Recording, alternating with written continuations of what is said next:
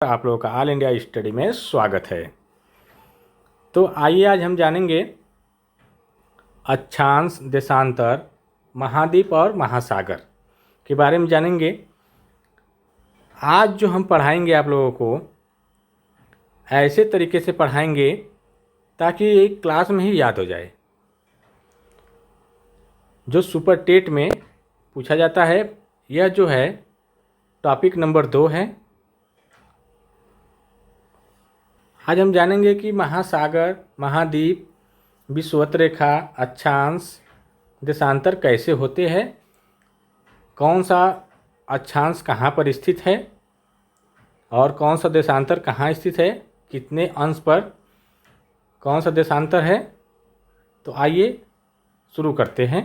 प्रश्न नंबर 1, करें विषुवत वृत्त या भूमध्य रेखा का अक्षांश मान कितना होता है।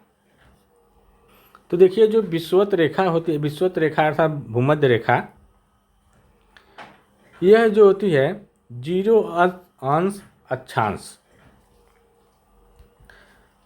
अर्थात पृथ्वी को 2 बराबर भागों में यह बांटती है, उत्तरी ध्रुव और दक्षिणी ध्रुव, अर्थात दक्षिणी गोलार्ध और उत्तरी गोलार्ध में, ठीक ना। यह बराबर भागों में बांटती है 0 अंश भूमध्य रेखा। तो इसका सही जवाब हो जाएगा ऑप्शन नंबर ए। आइए प्रश्न नंबर 2 देखते हैं। प्रश्न नंबर 2 है, भारत के लगभग मध्य से होकर गुजरने वाली प्रमुख अक्षांश रेखा कौन सी है। तो देखिए, जो कर्क रेखा है भारत के मध्य से होकर के गुजरती है, जो 23.5 अंश अक्षांश नॉर्थ से होकर के गुजरती है। यह भारत के 8 राज्यों से गुजरती है। गुजरात लिख दे रहा हूँ, छोटा गुजरात को जी से लिख दे रहा हूँ। गुजरात, राजस्थान, मध्य प्रदेश, छत्तीसगढ़, झारखंड और पश्चिम बंगाल, वेस्ट बंगाल, ठीक ना, और त्रिपुरा और मिजोरम। 8 राज्यों से होकर के गुजरती है। कौन कौन से? गुजरात, राजस्थान, मध्य प्रदेश, छत्तीसगढ़, झारखंड, पश्चिम बंगाल, त्रिपुरा, मिजोरम, ठीक ना। तो इसका सही जवाब क्या हो जाएगा? ऑप्शन नंबर बी हो जाएगा। प्रश्न नंबर 2 देखेंगे। 2 हो गया है। तीसरा देखेंगे, कुल अक्षांश रेखाओं की संख्या कितनी है। देखिए, कुल कितनी अक्षांश है। तो देखिए, कुल अक्षांश जो है 179 है। कितने हैं? 179। अगर क्वेश्चन में सिर्फ पूछेगा केवल अक्षांश मान, जब अक्षांश का मान पूछेगा तो 181 हो जाएगा, ठीक ना। उस तरह कुल अक्षांश रेखा जब पूछेगा तो 179। ये ध्यान रखिएगा, बहुत महत्वपूर्ण क्वेश्चन है, ये परीक्षा में बार बार पूछा जाता है, ठीक ना। देखिए, 90 और 90 प्लस 1, ठीक ना। जो 0 अंश होता है एक रेखा होती है, ये भी 90 और 90 180 और 1 181, ठीक ना। आइए प्रश्न नंबर 4 देखेंगे। 2 देशांतर रेखाओं के बीच की दूरी को किस नाम से जाना जाता है। तो देखिए, उसको गिरे के नाम से जाना जाता है, गोरे के नाम से, ठीक ना। तो ऑप्शन नंबर बी करेक्ट हो जाएगा, गोरे के नाम से। विषुवत रेखा पर 2 देशांतर रेखाओं के बीच की जो दूरी होती है वह जो होती है 111.32 किलोमीटर, जिसको हम क्या बोलते हैं? गोरे बोलते हैं, ठीक ना। अच्छा, ध्रुवों की ओर जब जाते हैं, ध्रुवों की ओर जब जाया जाता है तो वह दूरी क्या होती है? घटती है कि बढ़ती है? घटती है। जब ध्रुवों की ओर जाता है कोई व्यक्ति तो वह दूरी क्या होती है? घटने लगती है, ठीक ना। ये ध्यान रहे। आइए प्रश्न नंबर अगला देखते हैं। अंतर्राष्ट्रीय तिथि रेखा किस देशांतर को माना जाता है।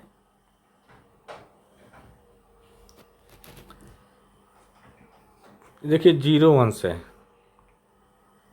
यह 180 अंश, यह 82.5 अंश, और ये 90 अंश, ठीक ना, देशांतर सब है। तो देखिए यह 180 अंश देशांतर को, ठीक ना। तो इसका सही जवाब क्या हो जाएगा, ऑप्शन नंबर बी हो जाएगा। अगला क्वेश्चन देखेंगे, 0 अंश देशांतर रेखा कहाँ से होकर गुजरती है। तो देखिए जो 0 अंश है ना, यह ग्रीनिविच बोला जाता है, ठीक ना, थोड़ा सा गलत लिखा है। तो यह लंदन यूके से होकर के गुजरती है, ठीक ना, जिसको जीएमटी बोलते हैं। मैच वैच देखते हैं तो उसमें दे जाता है GM12 GMT, ठीक ना, ऐसे करके। जो हमारा समय और वहाँ के समय से 5-5.5 घंटा का अंतर है GMT का, मतलब ग्रीनविच क्लार्क जो होती है, ठीक ना। आइए अगला क्वेश्चन देखते हैं।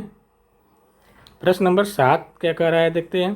कह रहा है भारत का मानक समय IST 82.5 अंश पूर्वी देशांतर ग्रीनविच समय GMT से कितना आगे है। तो अभी हम बताए कितना आगे है, 5.5 घंटे, 5 घंटे 30 मिनट, ठीक ना। यह रेखा कहाँ से होकर गुजरती है 82.5 अंश, यह जो गुजरती है नैनी जो मिर्ज़ापुर में है, यहाँ से होकर गुजरती है। प्रयागराज में नैनी और मिर्ज़ापुर से होकर के यह गुजरती है, ठीक ना। प्रश्न नंबर 8 देखेंगे। पृथ्वी अपनी धुरी पर 1 अंश देशांतर घूमने में कितना समय लेती है। 1 अंश जब घूमेगी तो कितना समय लेगी 1 अंश में, तो कितना लेती है 1 अंश में, 4 मिनट। कितना लेती है, 4 मिनट, ठीक ना। तो इसका सही जवाब हो जाएगा 4 मिनट। आइए प्रश्न नंबर अगला देखते हैं।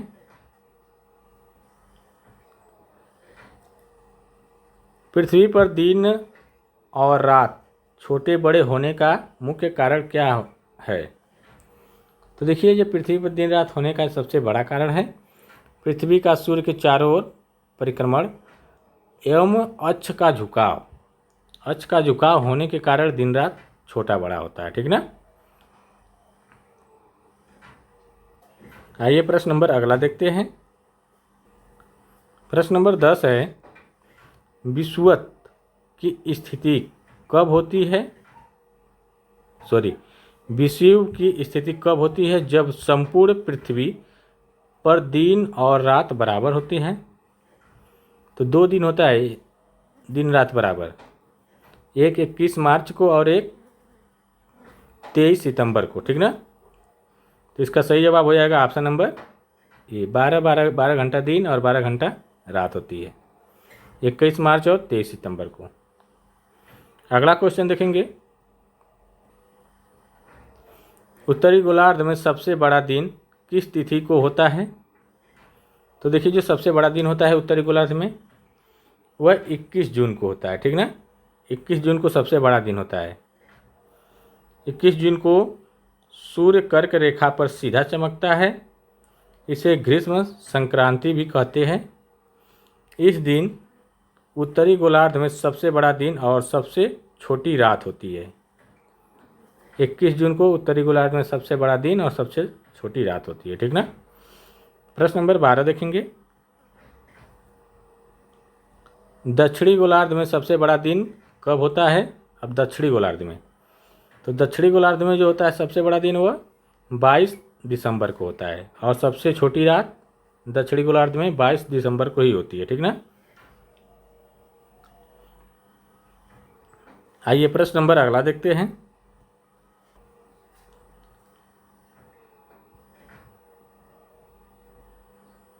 उपसौर की स्थिति में पृथ्वी सूर्य के सबसे पास होती है, यह किस तिथि को होता है। कह रहा है उपसौर की स्थिति में पृथ्वी सूर्य के सबसे पास होती है, यह किस तिथि को होता है। तो देखिए जो होता है 3 जनवरी को, ठीक ना। 3 जनवरी को होता है।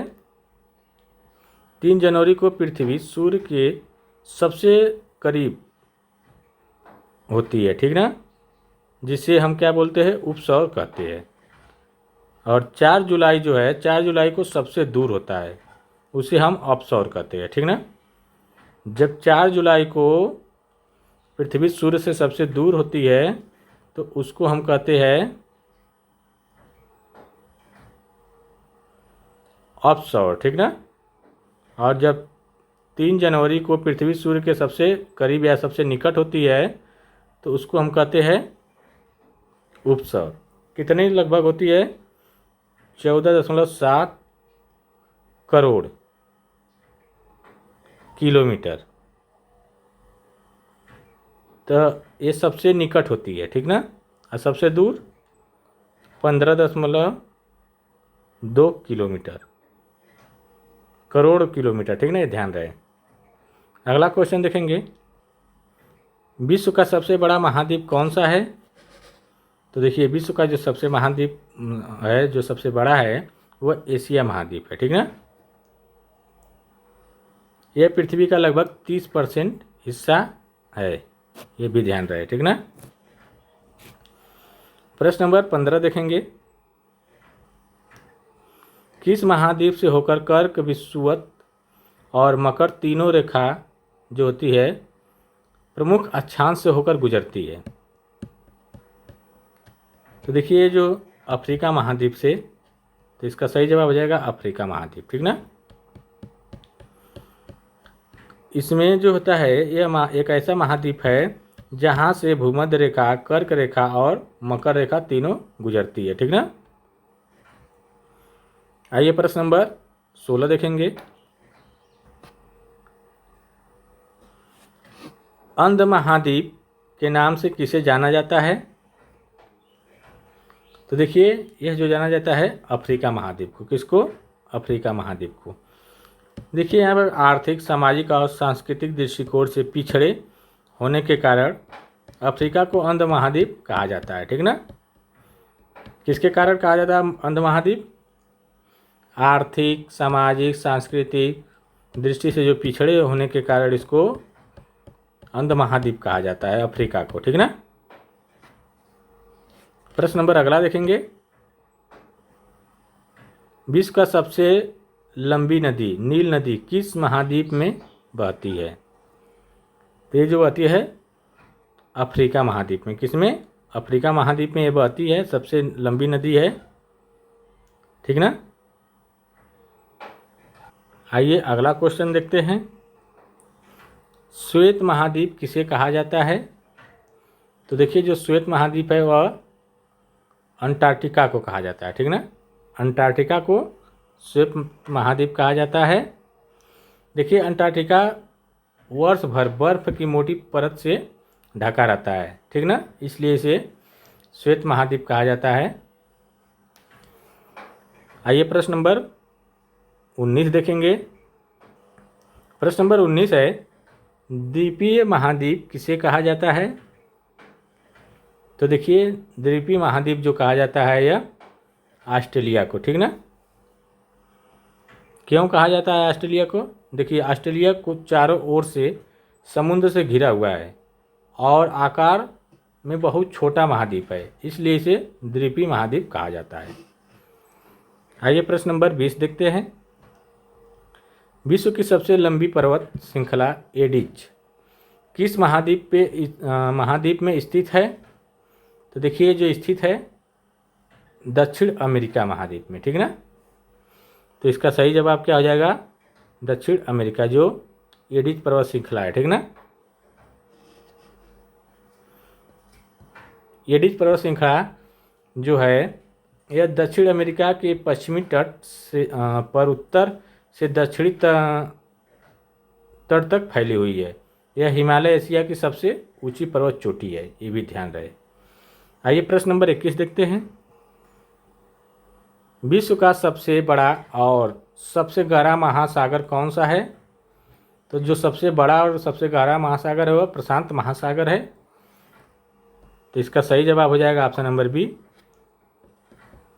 देखिए, प्रशांत महासागर पृथ्वी के 1/3 भाग का 1/3 भाग पर फैला हुआ है। प्रशांत महासागर कितना है, पृथ्वी के 1/3 भाग पर फैला हुआ है। इसका सबसे गहरा बिंदु कौन सा है? मेरियाना गर्त। सबसे गहरा बिंदु जो है मेरियाना गर्त है, जिसकी गहराई कितनी है? 11,034 मीटर। ठीक ना। आइए प्रश्न नंबर 22 देखते हैं। अंग्रेजी में यस आकार महाद्वीप कौन सा है? तो देखिए, यस आकार का महाद्वीप अटलांटिक महासागर, जिसको अंध महासागर कहते हैं। ठीक ना। इसका सही जवाब हो जाएगा ऑप्शन नंबर बी। प्रश्न नंबर 23 देखेंगे। किस महासागर का नाम किसी देश के नाम पर रखा गया है? तो देखिए, हिंद महासागर। हिंद महासागर का नाम हिंदुस्तान अर्थात भारत के देश के नाम पर रखा गया है। इसका सबसे गहरा जो बिंदु है वह सुंडा गर्त है, जो जावा गर्त भी कहते हैं इसको। ठीक ना। तो ऑप्शन नंबर बी करेक्ट हो जाएगा। प्रश्न नंबर अगला देखेंगे। रिंग ऑफ फायर अग्निवलय किस महासागर में पाई जाती है? तो देखिए, जो पाई जाती है प्रशांत महासागर में। किसमें? प्रशांत महासागर में पाई जाती है। प्रशांत महासागर के तटीय क्षेत्रों में अत्यधिक भूकंप और सक्रिय ज्वालामुखी पाए जाते हैं, जिन्हें अग्निवलय भी कहा जाता है। ठीक ना। प्रश्न नंबर 25 देखेंगे। ग्रेट बैरियर रीफ विश्व की सबसे बड़ी प्रवाह भित्ति कहाँ स्थित है? ग्रेट बैरियर रीफ जो है, यह जो है ऑस्ट्रेलिया और उत्तर पूर्वी तट पर। ठीक ना। तो इसका सही जवाब हो जाएगा ऑप्शन नंबर ए। आइए प्रश्न नंबर 26 देखते हैं।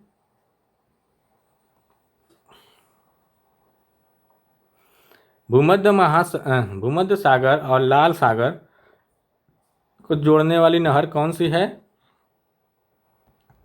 तो देखिए, भूमध्य सागर और लाल सागर को जो जोड़ती है नहर वह सुएज नहर है। ठीक ना।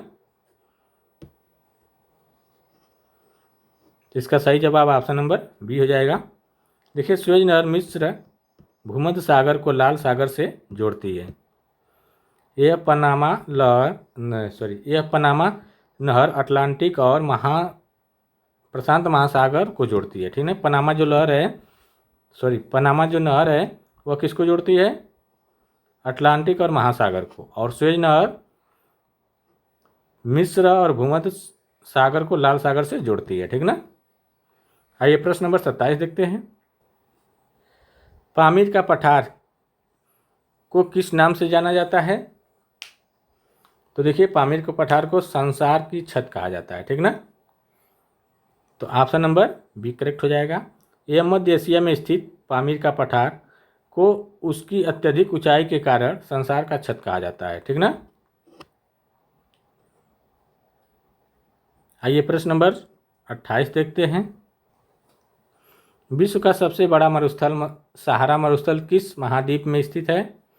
तो देखिए, जो सहारा मरुस्थल है ना, यह उत्तरी अफ्रीका महाद्वीप में स्थित है। ठीक ना। यह सबसे गर्म मरुस्थल है। तो ऑप्शन नंबर बी करेक्ट हो जाएगा। और थार मरुस्थल भारत और पाकिस्तान में फैला हुआ है, भी ध्यान रहे। ठीक ना। सहारा जो है उत्तरी अफ्रीका में स्थित है और थार मरुस्थल भारत और पाकिस्तान में फैला हुआ है। प्रश्न नंबर 29 देखेंगे। अटलांटिका में भारत का पहला अनुसंधान केंद्र कौन सा था? तो देखिए, था दक्षिण गंगोत्री। कौन था? दक्षिण गंगोत्री। ठीक ना। यह 1983-84 में इसकी स्थापना हुई थी। ठीक ना। आइए प्रश्न नंबर 30 देखते हैं, आज का लास्ट क्वेश्चन।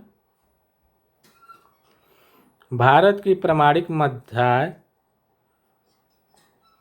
रेखा जो 82.5 अंश ईस्ट उत्तर प्रदेश के किस जिले से होकर गुजरती है? तो मिर्ज़ापुर, प्रयागराज, नैनी से होकर के। ठीक ना। तो इसका सही जवाब हो जाएगा ऑप्शन नंबर बी। देखिए, वीडियो अच्छी लगी हो तो चैनल को लाइक शेयर सब्सक्राइब करिए अब मिलते हैं अगले वीडियो में, तब तक के लिए नमस्कार।